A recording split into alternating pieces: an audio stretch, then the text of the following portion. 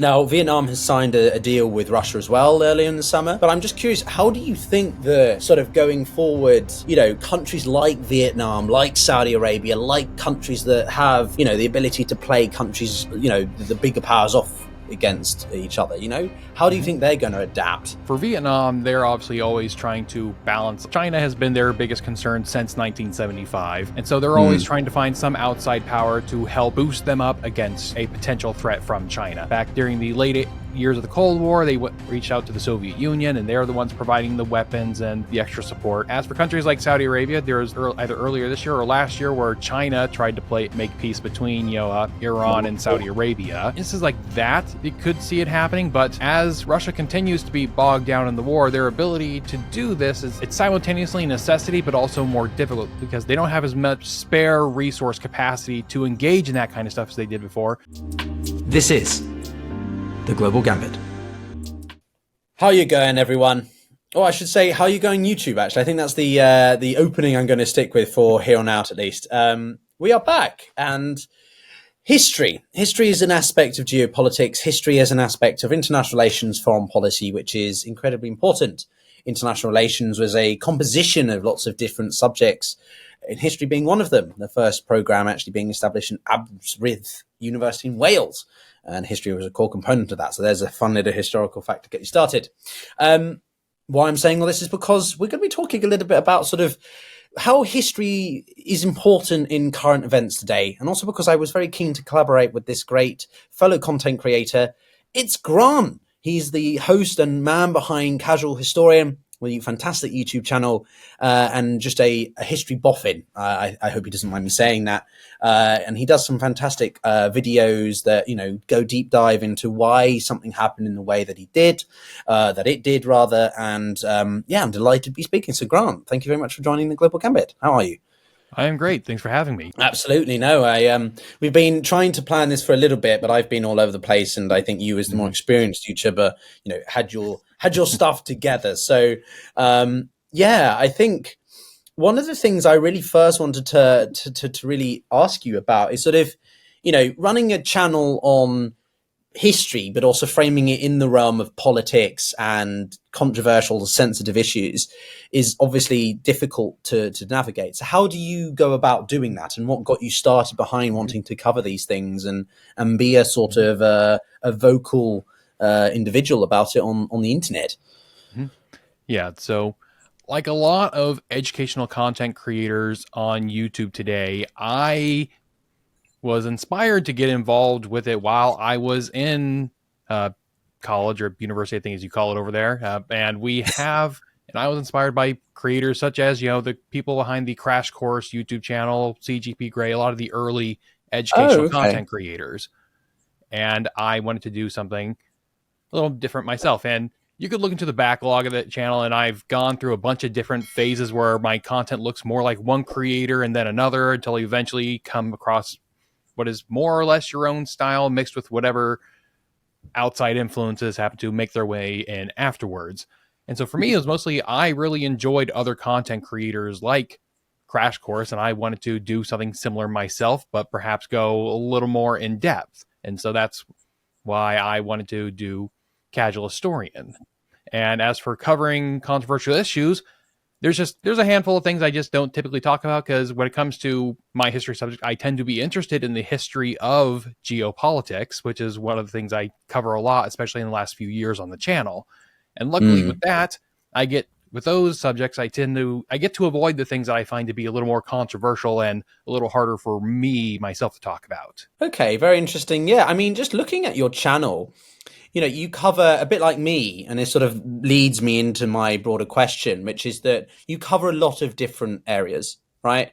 I've lived in Africa. I've worked across different regions, and whilst we largely focus on Russia and Ukraine, given the severity and magnitude of the war, I like to also cover areas that are not, I think, appreciated enough in terms of why they're important for the broader geopolitical outlook, but also just for themselves, right? I'm thinking about the Sahel and the situation and the democratic backsliding there. I'm thinking about the civil war in Sudan, which we still need to do a proper episode on. And I know one of your episodes is about Sudan's first civil war. So you really cover, I think, important but what I call forgotten conflicts. Mm-hmm. And how do you balance wanting to cover such a wide array of things, but also keeping a sort of central theme or set of focuses going? Yeah. So luckily for me, the central theme of my channel for more or less its entire history is whatever I'm interested in. And it just so happens the last 2 years, I have been really interested in 20th century history, mostly post World War II modern history. And a lot of that is focused on post-colonial Africa as well as the Middle East. And so Right. those tend to do pretty well. You get other topics that I dabble in as well. Whenever I get the fancy to cover something in Asia, something in Europe, what's surprising is that when you look at history YouTube, Europe tends to be the biggest area that's covered because you get a lot of war coverage. That's what a lot of history YouTube is. They like covering wars as if you're playing a paradox game, and so they get to show maps, moving armies, and whatnot. The Europe stuff, for me at least, tends to perform less well, and I'm kind of happy with that because it lets me cover these more niche or less talked about topics, such as Sudanese civil wars or Lebanon and all the others areas. So it leaves me room to talk about those things while they can talk about, the Battle of Stalingrad for the umpteenth time. Yeah, well, I mean, I actually wrote one of my papers on the siege of Leningrad when I was doing my master's. So I've certainly nerded out on specific tactical and military battles as well. But so let's be specific then. So given what's happening with the ceasefire in Lebanon, obviously that's sort of already been partially breached. Both sides are going to claim it's the other. I'm not going into the politics of it necessarily, but you covered in depth the Lebanese civil war a couple of years ago, or a year or so ago. And obviously we're not, I don't think, on the precipice of a civil war in Lebanon, but it's the first time the country's has really been affected by a major conflict within its borders for a while.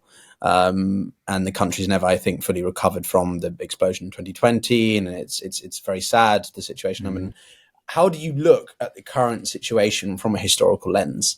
And sort of you see similarities or differences like that? Yeah, so from historical lens, it's a little different than the original Civil War, because the original Civil War had all the different faith communities were at loggerheads with each other. You had your Sunnis, you had your Shia, you had your Christian Maronites, and then of course you had the Palestinians who were threw a wrench into the entire thing. And obviously there's debate over how much blame the Palestinian diaspora should be attributed to the Palestinian diaspora on the Lebanese civil war. It's because at bare minimum, it's like, just as it's kind of fair to partially blame like the assassination of Archduke Ferdinand for the beginning of World War I, it's fair to blame Palestinians for at least sparking the war in Lebanon, the civil war in Lebanon. But obviously, there was a lot of other compounding issues there, such as the system that the French set up towards the end of the year, toward the Mandate period, where they officially divide the government between different parts of the religious community. And so that obviously was the biggest factor, but the spark was this outside community that was constantly engaging in acts of terrorism against Israel, which then forced them to retaliate. But in their retaliations, of course, civilians get harmed. And so that made lots of the population, especially the Maronites, angry at the Palestinians. And so that that division is not as strong in current day Lebanon, because there is a pretty, at least outside of the Shia communities of Lebanon, there's a pretty good consensus. At the very least, they might not be fans of Israel, but they seem to be less fans of Hezbollah, considering Hezbollah has invited the last two invasions of their country. Yeah, I think from what I recall about looking at data about the demographic composition of Lebanon, good 2/3 of the country are more opposed to Hezbollah, but that's largely because, the Shia communities do support it. But again, that's a very blanket statement, and there are subdivisions within that sort of support what Hezbollah stand for, but don't necessarily support the extent of way they execute that sort of thing. So obviously there's nuances within it. But when it comes to what we've seen with Israel's extraordinary decapitation, if you like, almost of Hezbollah and Nasrallah's the strike on Hezbollah and just the senior leadership of Hezbollah sort of being completely. What does this mean for the group? If we look historically back at how much they've been a potent force, proxy. I'm not going to ask you if you want to speculate, you can, but what lessons should we learn from that? Yeah, well, I guess the nature of Hezbollah's organization has changed over time. So when it was founded in the 80s, it was a very decentralized group. They may have had a figurehead at varying points, but the figurehead had very little control over local operations. But after the end of the Civil War in 1990, and especially around 1992, they began this reorganization, which began to centralize the organization a lot more under the head of what was until a couple months ago, Hassan Nasrallah. And because of that, it became better organized in terms of orchestrating wider sweeping attacks, but it also became more vulnerable to a decapitation strike. So it essentially ended up becoming a state within a state, which is similar to the role that the Palestine Liberation Organization played in Hezbollah back in the 70s and early 80s. In fact, they're occupying a lot of the same old tunnels that the PLO had dug out to store their own Katyusha rockets, just as Hezbollah does now. And so just to bring it out a bit more before we maybe dive into another sort of hotspot, is that, reading international relations and security strategic studies, as I did, one of the things I've really become aware of is the return to sort of the might is right doctrine. Now, that's a fancy way of saying that, effectively you use military power, hard power, military force to get what you want. Instead of soft power and diplomacy. And nowhere is that more evident than Ukraine and Putin's, unwillingness to engage in sort of rhetoric. If you really want to talk about Ukraine's eastern oblasts being more Russian, you talk about having a referendum that is hosted by the UN, and then if it's a genuine vote, then maybe they join Russia, right? But instead, he used military force to do that. So now we live in a period where more and more countries are feeling that they can exert through hard power as well, because if you get great powers or bigger powers doing it, then that sort of sets the precedent for smaller powers, middle powers, right? What's your sentiment there? Do you think that we are returning to a period that we haven't seen since, I don't know, the earlier 20th century? Europe's definitely not. So you don't have to use the Ukrainian context, but generally speaking, you get where I'm going with this thing. Yeah, so I think it depends on the conflict you're looking at, because at a certain point you do reach the limitation of politics, where if one side is incredibly obstinate in wanting to engage in peaceful resolutions, then it becomes hard to work around it. I mean, fact matter is, you look at the Israel-Palestine is one of my main areas of focus, and what I can tend to say is that when one population does not believe the other has the right to exist, it gets really hard to negotiate a peaceful settlement. And so unless there is in some cases, a thorough military defeat, that ideology or belief set isn't going to go away. I mean, this is the core example of World War II. The Nazis, you weren't going to negotiate them out of power. They were going to have to be thrown out of power. They're going to have to be physically stopped, similar with Imperial Japan. And sometimes you just run across ideologies like that where they will not accept a peaceful resolution. Right. Interesting. Yeah, I think also it makes me, if you're familiar with the Yalta Agreement versus the Helsinki Agreement. So for context, viewers, this is basically sort of the idea that, and the reason I raise this is because I want your take on sort of whether Trump is going to try to sort of return to this Yalta idea. But the Helsinki concept is that smaller powers, smaller countries have as much of a stake and say at the table, quote unquote, the diplomatic table, as bigger powers. Whilst the Yalta Agreement is that bigger powers, the bigger the power, the more that it determines the direction of smaller powers and regions, right? We can see this in the way that Putin refers to the war in Ukraine. It's never to Kiev. It's always directed to Washington or London or maybe Berlin and Paris, right? Because they're the ones that he's really interested in talking with, the nuclear powers, the US, not Ukraine. Ukraine is just a pawn in a bigger chess game of geopolitics.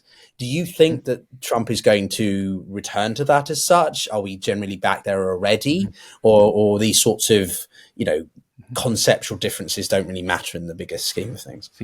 Well, for for Trump himself, I don't think he thinks in geopolitics in that kind of framework, most because like in the US, you get debates over whether or not, oh, Trump is a fascist. He is not. It's like, I think you're overestimating his ability to think ideologically in such a way. He's not, it's like he's not a fascist. He's a narcissist.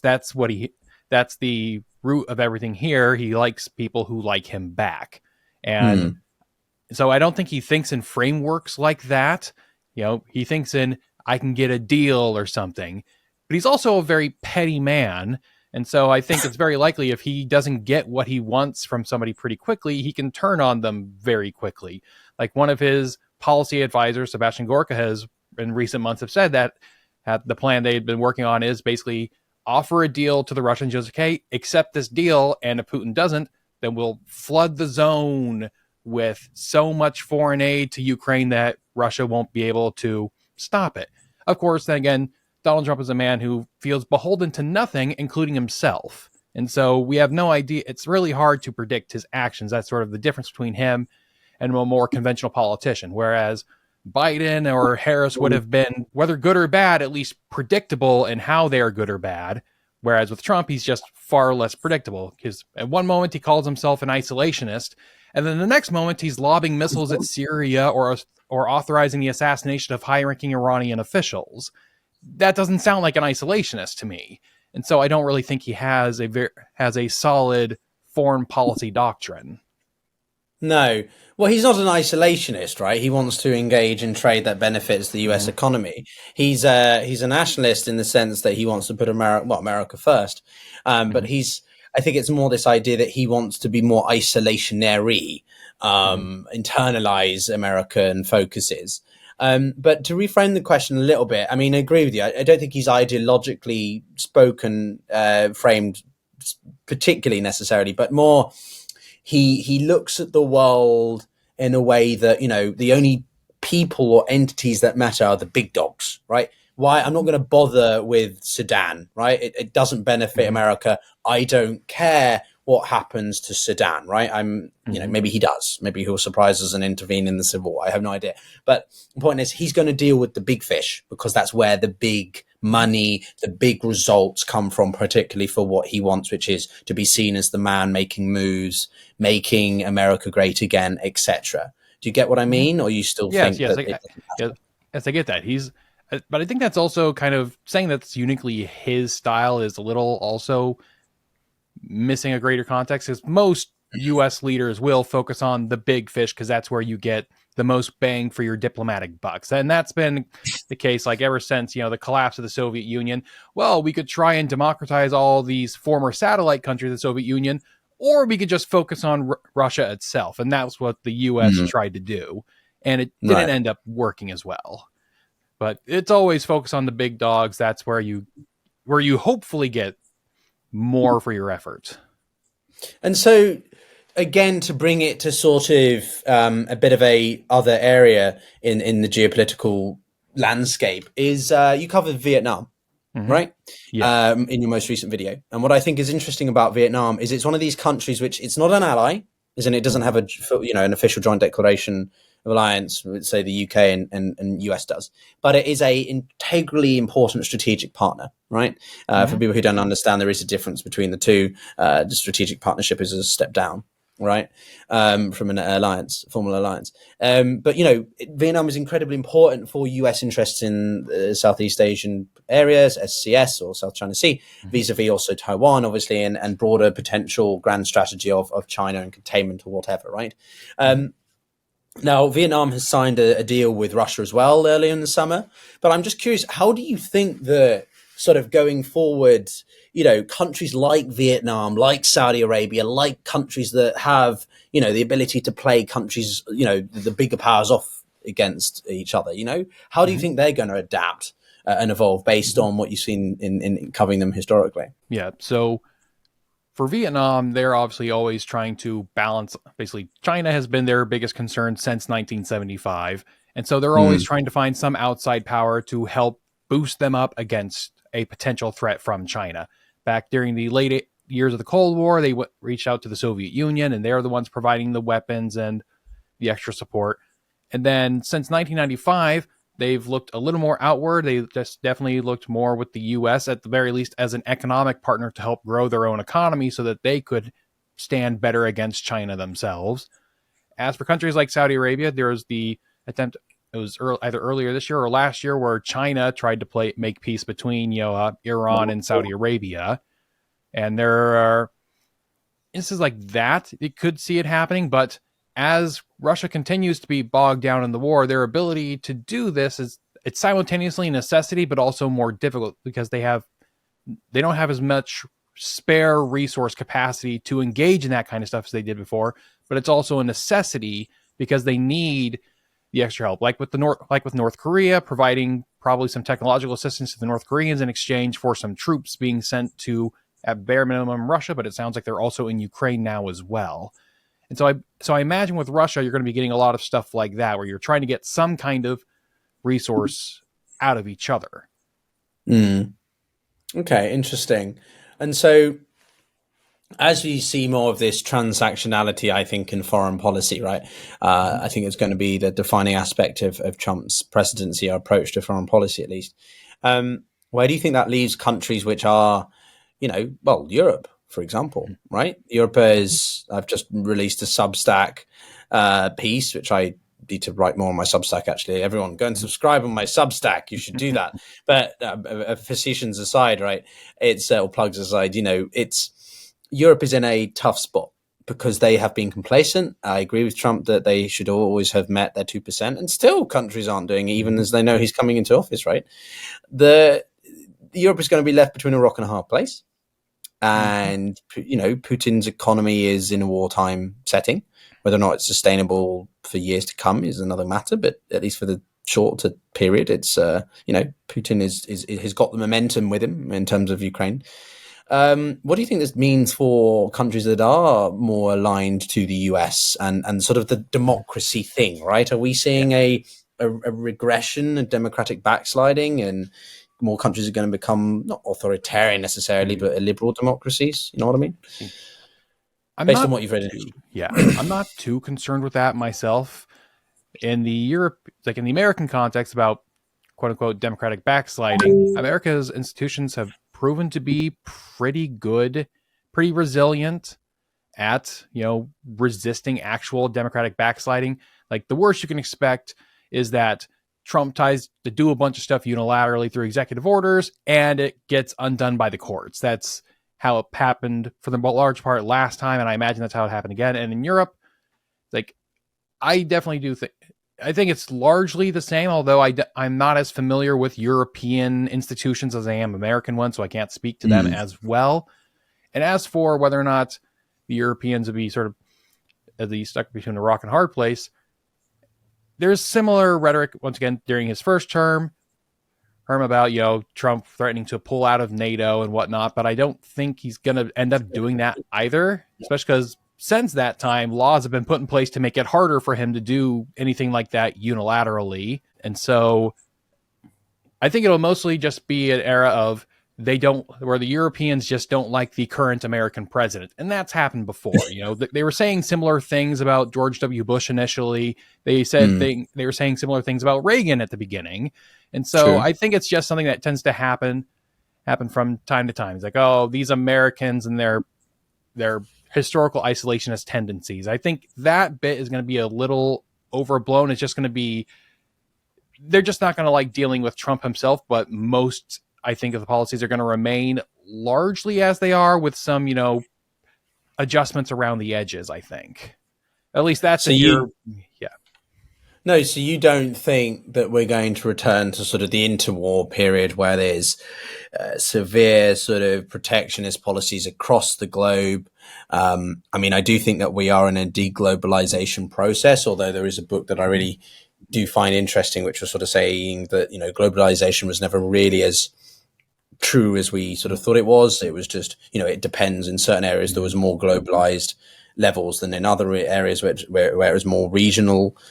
Most countries do trade mostly with countries in their vicinity, which is why BRICS trying to recreate a sort of common currency setting like the EU is going to be challenging just purely because of geography, right? How would Brazil work with Russia in that way? to replicate sort of what the Europeans have done with the euro, right? I'm not turning this into bricks and criticisms. There's plenty of videos on the channel about that for people who are interested. But so where do you see this in terms of economics based on what we've seen in the past, 100 years, particularly in the context of the interwar period is what I'm referencing. So I think we're mostly in the middle of a temporary slump in this. I think, at least, I can speak better from the American context than I can the European context. But by the US context, that's I'm not assuming you would moonlight as a European. So by the American context, this really is mostly a Trump phenomenon. He's the one who's brought the idea of protectionism and tariffs back into popular political consideration. It's been around the edges for a long time. People like Patrick Buchanan have tried to make this a big thing in the Republican Party for a long time. But I think it is really just a Trump-based phenomenon because most other politicians have not been able to pull off what Trump has. And so I don't think they're going to be able to pull off all the same things. Also, tariffs is also kind of the one thing, if you look at Trump's history as a person involved in public commentary, tariffs are actually the one thing he's been consistent on his entire career. And once he's gone, I feel like it's going to dissipate once he's gone. And so it just depends on how long he feels like he can remain a kingmaker in one of the America's parties after he's out of office. And even then, I'm not sure. It's like he's talking about, we want a big 25% tariff on goods from Mexico. And I'm not sure if he's going to be able to actually achieve that, considering we have an actual treaty with Mexico and Canada about this that he himself negotiated, which goes into what I said earlier about how he feels beholden to nobody, including himself. Yeah, no, for sure. The NAFTA to UNISCMA, I forget the name of it. It's neutral. We just call it NAFTA 2. Yeah, NAFTA 2, right? He basically just wanted to rename it to US was at the front of it. And I remember that the Canadians and the Americans had an initial sanctions, competition because they, and we touched upon it in another episode on the channel with the EU Made Simple group, really good chat, which was about sort of, the Europeans have already made retaliatory measures and will implement them when, these flat rate 10%, 20% tariffs are implemented. So, yeah, I think it's going to be a mess. For sure. Global trade war, which will benefit nobody. Yeah. But, again, sort of thinking about this from a historical lens in what you've covered, where do you think is going to be the biggest surprises potentially in the next few years as Trump comes into office? Is it going to be the Middle East? Is it going to be Ukraine? Is it going to be Djibouti? Or something, little old Liechtenstein really surprises us in terms of what happens. I think obviously this is going to depend heavily on how talks between Trump and Putin go, but I think the biggest surprise might end up being Ukraine because Trump's like Putin is in a situation where he kind of can't back out of the war. In terms of Russian history, there's a very good track record of Russian leaders who lose wars lose power and then usually die shortly after. And so for Putin, he has no incentive to stop the war until he's won. And Trump, on the other hand, is like I said, he's a very petty man. He's going to make some offers to Putin, and if Putin turns it down, he'll kind of behave like he did when he opened up negotiations with Kim Jong-un, where, first he tries to be super friendly, and then Kim Jong-un can't give Trump what he wants.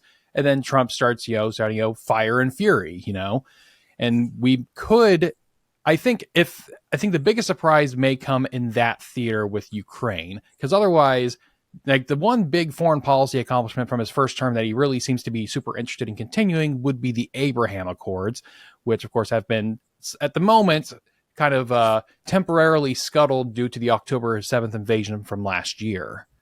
But I think that's the predictable one. The big surprise would be, I think, Ukraine and Russia.